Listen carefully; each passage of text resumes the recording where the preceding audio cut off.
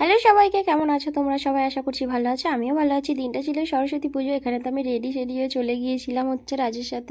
বাড়ি থেকে বেরিয়ে তো কোনো ভিডিও করার সময়ই পাইনি। আর এখানে চলে এসেছিলাম ঠাকুরপুকুর। আর ঠাকুরপুকুর থেকে গাড়ি ধরার জন্য এখানে দাঁড়িয়েছিলাম।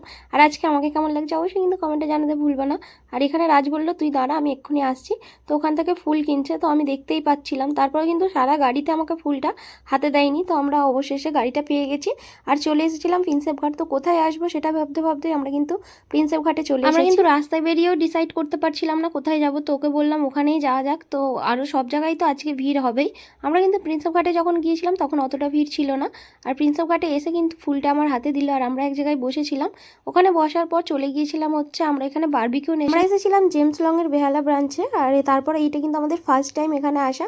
আমি রাজকে বলেছিলাম তো আমরা এখানে যাব। আর আজকেই কিন্তু অফার চলছিল আর আমরা কিন্তু সেই অফারেই গিয়েছিলাম। আর এখানে অফারে কী কী ছিল তোমাদের সাথে শেয়ার করছি, চলো। কাবাবগুলো তো দিয়ে গিয়েছিল আর এটা দিয়েছিল ফিশের আইটেম। আমি কিন্তু এক পিসই নিয়েছিলাম কারণ এখানে 50 রকমের খাবার ছিল। তারপরেই ছিল আলু টিক্কি আর এটা খেতেও কিন্তু খুব সুন্দর হয়েছিল।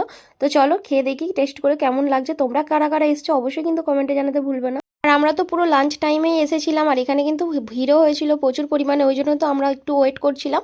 আর ওয়েটটা করার পর কিন্তু আমাদের একটা টেবিল শেয়ার করে নিতে হয়েছিল কারণ আমরা দুজন গিয়েছিলাম।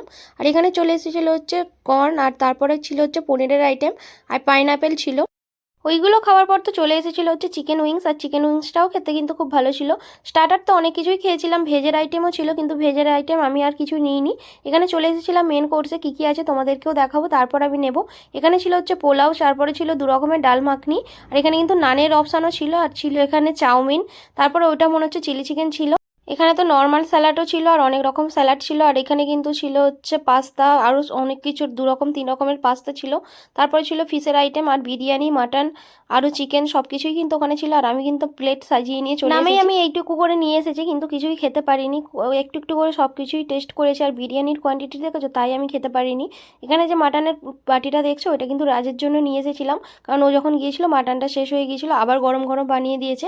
আর ডেজার্টে ছিল এখানে এত রকমের জিনিস, তো তোমরা একটু স্পর্শ করে দেখে নিতে পারো। এখানে কিন্তু পেস্ট্রি, তারপরে ছিল গাজরের হালুয়া, এখানে ছিল 2 রকমের ফ্রুটস, তারপর কুলফি, আইসক্রিম, আরও অনেক কিছু ছিল।